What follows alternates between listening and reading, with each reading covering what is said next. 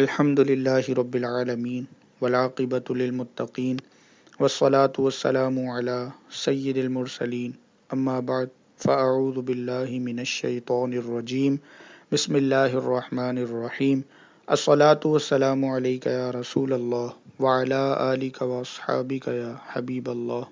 السلام علیکم ورحمۃ اللہ وبرکاتہ۔ آج کا ہمارا موضوع انتہائی دلچسپ ہے اور وہ ہے دوہرا معیار یعنی ڈبل اسٹینڈرڈ۔ شفیق جب اپنے آفس سے گھر واپس آیا تو اس کی بیوی، جو کہ اس کا بے صبری سے انتظار کر رہی تھی، اس نے اپنی بیوی کو بتایا کہ امی کا فون آیا تھا، وہ آج شام کو آ رہی ہیں اور ایک ہفتہ یہیں ٹھہریں گی۔ یہ سن کر بیوی کا موڈ خراب ہو گیا۔ وہ کہنے لگی، آج کل ویسے ہی ہمارا ہاتھ تنگ ہے، میری طبیعت بھی ٹھیک نہیں رہتی، گرمی کے موسم میں 3 بچوں سمیت گھر کے 5 افراد کا ناشتہ اور کھانا بنانا، گھر کی صفائی ستھرائی کرنا تھکا کر رکھ دیتا ہے، ایسے میں امی کی اچانک آمد، میں اکیلی کیا کیا کروں گی۔ شفیق کی یہ باتیں سن کر وہ کچھ نہیں بولا، بس تھوڑا سا مسکرا دیا۔ شام کو دروازے پر دستک ہوئی تو زنانہ آواز سن کر اس کی بیوی نے دروازہ کھولا تو سامنے اس کی اپنی ماں یعنی اس کے شوہر کی ساس کھڑی تھیں اور بیگ زمین پر رکھا ہوا تھا۔ بیوی کے منہ سے حیرت اور خوشی کے ملے جلے جذبات سے نکلا کہ امی آپ؟ اس کی امی نے جواب دیا کہ ہاں، کیا شفیق نے تمہیں میرے آنے کے بارے میں نہیں بتایا؟ ہاں، وہ بتایا تو تھا، اس کے منہ سے صرف اتنا ہی نکل سکا۔ اتنی دیر میں شفیق بھی وہاں پہنچ گیا۔ شرمندگی کے مارے وہ اپنے شوہر سے نظریں نہیں ملا سکی، بس اتنا پوچھا، آپ نے یہ کیوں نہیں بتایا کہ میری امی آ رہی ہیں؟ تو شفیق کہنے لگا، ماں تو ماں ہوتی ہے، تمہاری ہو یا میری ہو، ہمیں دونوں کی خدمت خوش دلی سے کرنی چاہیے۔ یہ سن کر بیوی کے کانوں میں اپنی ہی باتیں گونجنے لگی اور اس کی آنکھیں ندامت سے مزید جھک گئیں۔ یہ فرضی کہانی ہمیں بہت کچھ سکھا رہی ہے، جس میں سے ایک یہ بھی ہے کہ ہمیں اپنی زندگی میں دوہرے معیار سے گریز کرنا چاہیے کہ ایک شخص کے لیے ایک اصول اور دوسرے کے لیے دوسرا اصول، لیکن یہ کڑوی حقیقت ہے کہ ہم اصول پر چلنے والے کو پسند تو بہت کرتے ہیں، لیکن جب اپنی باری آتی ہے تو ہمارے قدم لڑکھڑا جاتے ہیں۔ بہرحال اصول سب کے لیے برابر ہونا ضروری ہے۔ کسی نے کیا خوب کہا ہے کہ خریدنے اور بیچنے کا ترازو ایک ہی ہونا چاہیے۔ میں تو ایسا نہیں ہوں، شاید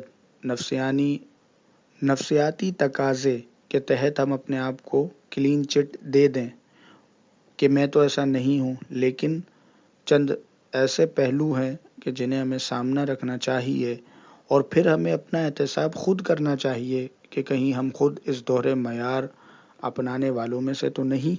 مثلاً اپنا بچہ اگر گلی محلے میں کسی بچے پر ظلم کرے، اس کا سر پھوڑ دے، اسے گھوسا مار کر اسے زخمی کر دے، تو یہ کہہ کر جان چھڑانے کی کوشش کرتے ہیں کہ ابھی تو یہ بچہ ہے، بچے تو غلطیاں کرتے ہی ہیں، اور جب یہی سلوک دوسرا بچہ ان کے بیٹے کے ساتھ کرے تو اسے کم عمر ہونے کی رعایت دینے پر تیار نہیں ہوتے، بلکہ دوہرے معیار کے تحت ان کا تبصرہ کچھ یوں ہوتا ہے کہ اجی یہ بچہ تھوڑی ہے، پلا ہوا سانڈ ہے، جتنا اوپر دکھائی دیتا ہے اتنا ہی زمین کے اندر ہے۔ اسی طرح بہو گھریلو کام کاج میں کوئی غلطی کرے تو تبصرہ یوں ہوتا ہے کہ ماں باپ نے کچھ سکھایا نہیں، اور اپنی بیٹی سسرال میں غلطیاں کرے تو بولیں گے کہ ابھی تو نئے گھر میں بیاہ کر گئی ہے، آہستہ آہستہ سمجھ جائے گی۔ ساس اگر بہو کو کچھ نصیحت کر دے، کسی بات پر ٹوک دے، کسی بات سے روک دے، تو بہو کا تبصرہ کچھ یوں بھی ہوتا ہے کہ ہر وقت میرے پیچھے پڑی رہتی ہیں، میری تو اس گھر میں ذرا سی بھی نہیں چلتی۔ لیکن اگر یہی گفتگو اس کی بھابھی اس کی سگی ماں کے بارے میں کرے تو وہ اسے فوراً بے ادب، گستاخ اور زبان دراز قرار دینے سے نہیں چوکتی۔ گھر میں کھانے پینے کی یا کوئی بھی چیز تقسیم کرتے وقت بیٹے کو زیادہ حصہ دینا اور بیٹی کو کم حصہ دینا یہ دوہرا معیار نہیں تو اور کیا ہے۔ اگر دفتر، دکان یا باہر کسی جگہ پر، کسی دکان پر کسی کی کوئی بات ناگوار گزرے تو مسکرا کر ٹال دیں گے، لیکن اگر یہی حرکت گھر پر فیملی کا کوئی فرد کرے تو شیر بن کر دھاڑنا شروع کر دیتے ہیں۔ کلاس میں امیر کا بچہ غلطی کرے تو ہلکی سی وارننگ دے کر چھوڑ دیتے ہیں، اور اگر غریب کے بچے نے غلطی کی تو ایسی ڈانٹ پلاتے ہیں کہ اس کی روح تک لرز جاتی ہے۔ امتحانات میں اگر اچھی پوزیشن آ جائے تو ہمارا بچہ بڑا ذہین ہے، اس سے تو محنت کا پھل ملا ہے، اور اگر نمبرز کم آ جائیں تو ٹیچر نے اچھا نہیں پڑھایا ہوگا، یہ شکوہ کرتے دکھائی دیتے ہیں۔ کوئی غلطی کرے تو اسے سزا دلوانے کے لیے دلیلیں دیتے ہیں، اور خود سے غلطی ہو جائے تو بچنے کے لیے تاویلیں اور بہانے گھڑتے ہیں۔ دوسرا شخص ٹریفک کا اصول توڑے، سرخ سگنل یعنی ریڈ لائٹ کراس کر کے جائے، غلط یو ٹرن لے لے، ون وے کی خلاف ورزی کرے تو اسے لاپرواہ، جاہل اور خطرناک ڈرائیور قرار دیتے ہیں، اور اگر خود یہی حرکتیں کریں تو جی مجبوری ہے، ایمرجنسی ہے، کہیں جانا ہے، مجھے جلدی ہے، اس طرح کی تعویلیں کر کے اپنے دل کو منا لیتے ہیں۔ کوئی دوسرا قطار توڑے یا قطار کے بیچ میں گھس جائے تو اسے غیر مہذب قرار دیتے ہیں، اور اگر خود توڑیں تو مجھے بہت جلدی ہے، ایمرجنسی میں کہیں جانا ہے، یہ کہتے نظر آتے ہیں۔ دوہرے معیار کے ویسے تو کئی نقصانات ہیں، لیکن اس کا پہلا نقصان یہ ہے کہ گھر، خاندان، دکان، دفتر وغیرہ میں لوگ آپ کے اخلاقی کردار کے بارے میں اچھے تاثرات نہیں رکھتے، جس سے آپ کا امیج بگڑ جاتا ہے۔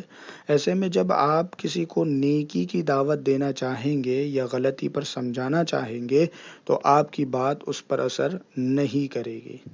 اس کا ایک اور نقصان یہ بھی ہو سکتا ہے کہ دوہرے معیار کا شکار ہونے والے شخص کا دل دکھ سکتا ہے، اسے تکلیف ہو سکتی ہے، اور اجازت شرعی کے بغیر کسی مسلمان کو تکلیف دینا جائز نہیں ہے۔ اللہ کریم ہمیں دوہرے معیار کے غلط اندازے کو ترک کرنے کی توفیق عطا فرمائے اور اس بری عادت سے محفوظ فرمائے۔ آمین بجاہ النبی الامین، وآخر دعوانا ان الحمد للہ رب العالمین۔